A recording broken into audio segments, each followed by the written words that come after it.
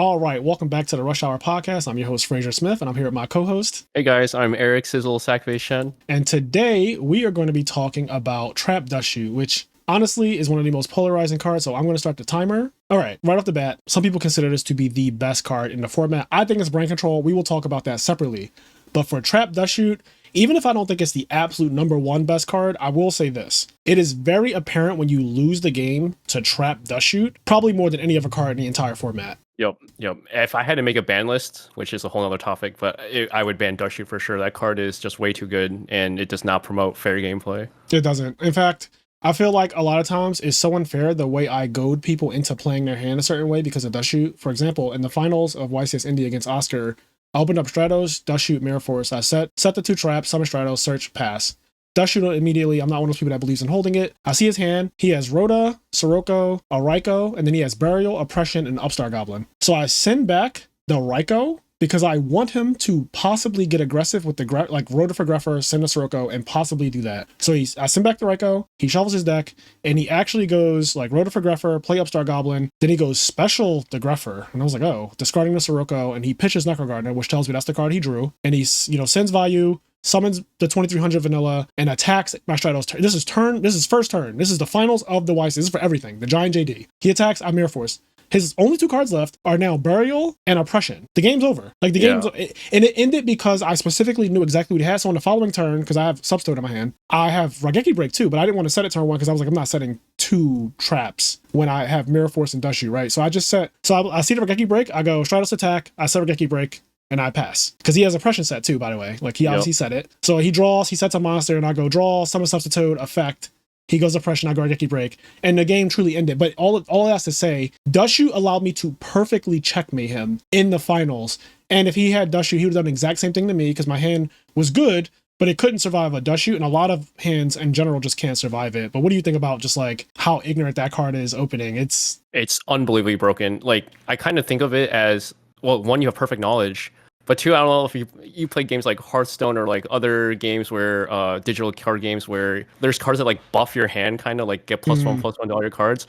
I kind of feel that way with Dustshoot. You kind of get like all your cards are buffed because you know how to use them perfectly. Oh, that's a good point. Yeah, that's what's happening. Yeah, and I think it's so broken. Like a lot of people cited out going second because they don't want it dead, but I think it's so good that I keep it in going second against a lot of my matchups because if you open it, it's still going to be live in most matchups. Yeah, so there was a big debate a couple months ago about value turbo players keeping it in the mirror match after, like, let's say you win game one, you're going second game two, it's the value turbo mirror match. In theory, most people say, okay, the deck plays Greffer, it plays traps, a lot of them too. So in theory, Dustshoot could be dead as early as the first turn. You know, when you draw your 6th card, Dustshoot could be dead immediately just because of how Value Turbo can play certain games with Greffer turn one and all that stuff. But then it came out that like some of the top players were just not citing it out because they said, I believe in a mirror match.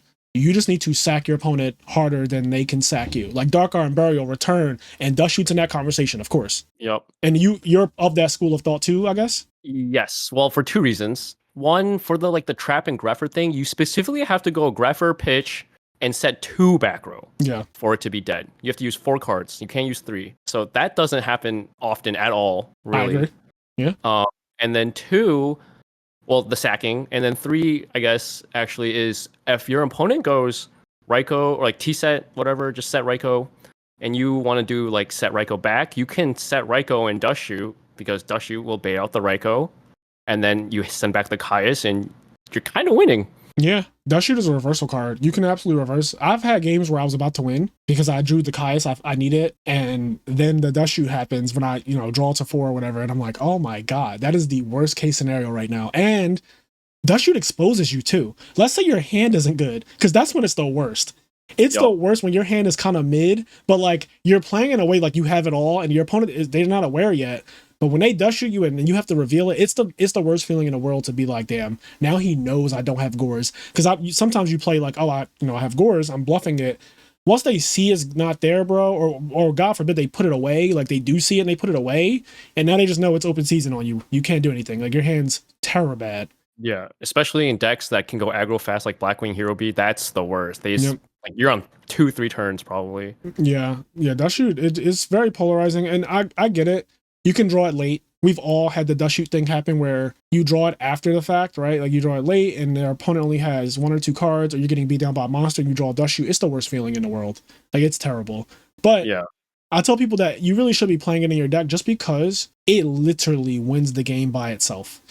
Like, I just don't think that there's another card that flat out turn 1 of a duel that just straight up, like, I won the game without even really having to play. And the skill level, you know, I think that this is another card, we say this all the time, it scales with the player. So I do think that Dustshoot in the hands of a good player is a lot better than it is in the hands. Because I noticed when I watch certain people play, I'm like, oh, that wasn't what I would send back. That wasn't, yeah. Yeah, and then playing the next 2-3 turns is also better if you're a better player too, because you can read the game better. Yeah.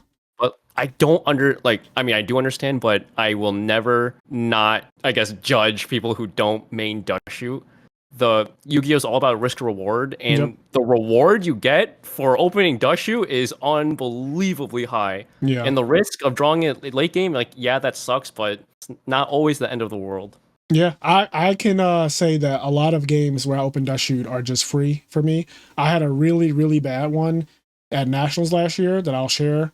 So I was playing against a Diva Hero guy. He actually played against a True Hero earlier in that tournament, and they had a Diva Hero mirror match. I played against him in the last round of Swiss on day 1, so this is round 7, and I Dustshoot him turn 1, and I see his hand has Gores, Dustshoot, Bottomless, D-Prison, Diva, Malicious. That's like his 6 cards. So I send back the Diva, leaving him with Malicious and Gores, and then he also has these 3 traps. He has Dustshoot, Bottomless, and D-Prison. He goes set 2, I go draw to 4, and he goes to grab his Dustshoot, and I go priority on my draw phase, activate MST, and I target the other one, and it's D-Prison. And so now he has a Dustshoot stuck there and a Gores in hand that I know about. And I end up winning the game because throughout the rest of this game, I keep my hand size below 4 now. Because now that I know he has Dustshoot blatantly and I know he has Gores, it cuts off so much of his cards. And he just loses game 1 in the worst way possible. So it was so bad that I apologized. And I'd never do that. I'd never apologize for winning usually.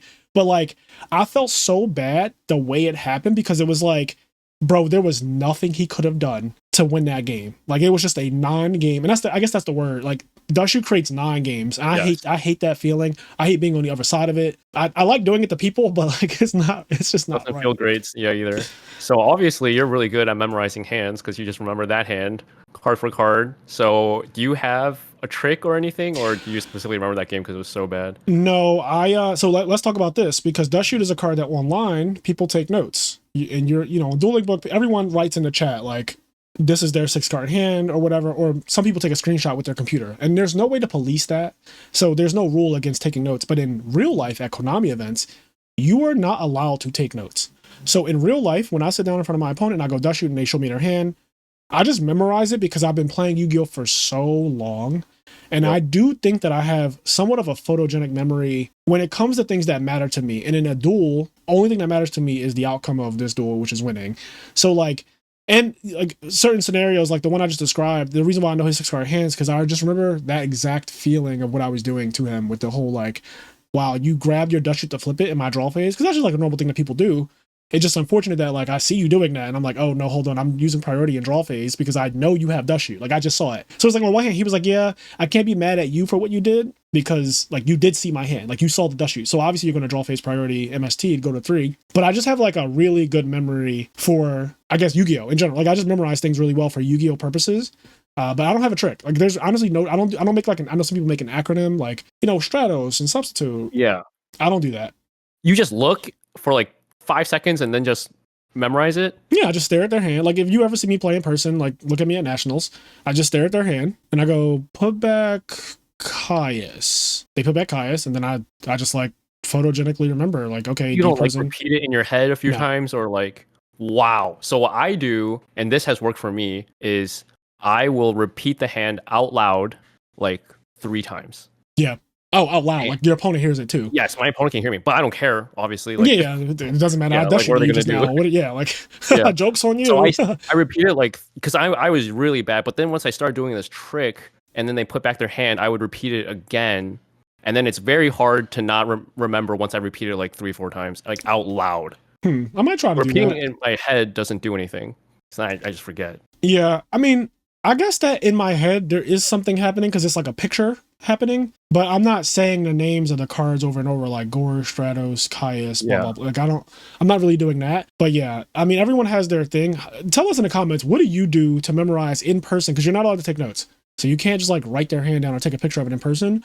But like what do you guys do to remember Dustshoot hands? Do you make your opponent hold it? Some people make you hold it out there for so long and it becomes kind of awkward. It's like, all right, bro, you gotta choose something. Like, oh my god, you know what's a pet peeve of mine? I hate when I Dustshoot someone. They show their hand for like 1 second and then they put the spell and traps back like face down. I'm like, no, bro, you need a put that face up. I need to see that. Yeah, I don't like that either because that's not a thing. I tell people straight up because I had people try to do that to me too. They'll like, let's say they have one monster. They'll show me their 6. They'll take the one monster, like show me the 6 real quick. They'll take the one monster, put it on top of the deck, and then try to shuffle their hand away. And I'm like, hold on, buddy.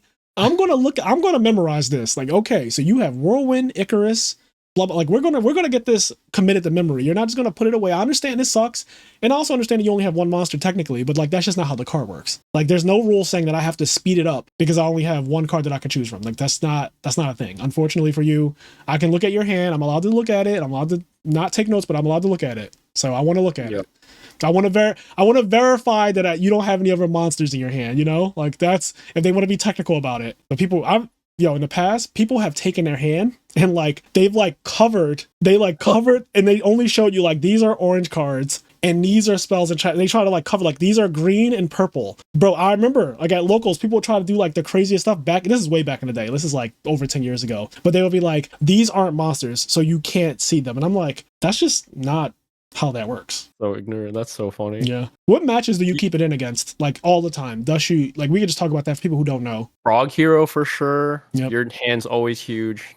Any deck with Stratos, honestly, like I probably keep in more a lot because their hands are always big. So even Diva Hero Beat and stuff like that, you think? Oh, sorry, not Diva Hero Beat because they play way too many traps and they'll always set 2 or 3. Cool. Diva Hero Beat, I sided out against. Like I actually have a like side sheet guide that I made for myself, and I keep it in against a lot of matchups, especially even going second. What do you think about Amaryllis? Because that's one of the newer matchups that's popping up these days. I keep it in. It's just such a good sack card. Yeah, because they are trying to sack you, in my opinion, anyway. You know, the way that deck plays. Well, against decks like that where they have a higher chance of like bricking, I value Dustshoot even more because it's even more likely a chance it's an auto win because you're gonna brick so hard. Like you only have one starter probably, and then if I just Dustshoot away that one starter, you're dead. I like that logic. The decks that brick more. Yep. Yeah, Norlaris. Because people will say, "Oh, you know, do you keep that in against Norlaris?" Because Norlaris is a deck that can brick, but it also resets you to 0. So drawing Dustshoot in that situation is bad. But if you think about it, Dustshoot is one of the cards that could prevent you from even getting Norlaris, like put back Phantom of Chaos or put back your trade-in target or whatever. So I like that logic of keeping it in against every deck that has the chance to brick, the bricky decks. So that means like Lightsworn, Christian Sworn, all decks like that. You know, Amaryllis is one of them too, for sure. I lost a tournament because I bricked with 3 Titanials in my hand, so I know firsthand how that can go. Yeah.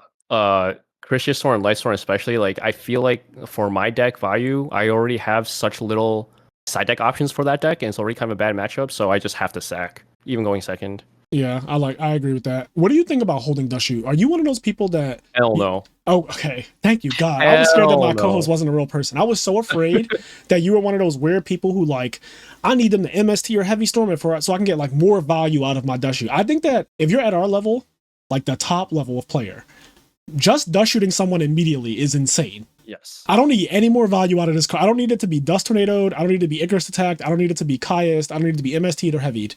Just that is enough, in my opinion. It also depends, though, like, for example, against Diva Hero Beat, if I know they're on Diva Hero Beat, for example, I'm holding it because you have 2 E-Call, 1 Rhoda, and 1 Stratos, and the chance of you drawing the 3 Searchers are higher than the 1 Stratos, so I will hold it for, like, that kind of stuff. Yeah, I agree with that, too. That just makes sense. 99% of the time you're not holding it. Yeah, but I have to know you're on Diva Hero Beat before the match starts and all that. Yep. Like, you know what I mean? But yeah, I agree. In certain matches, it makes sense to just be like, okay, this one, I will hold it. Like, I think Dragon Turbo, it could go either way.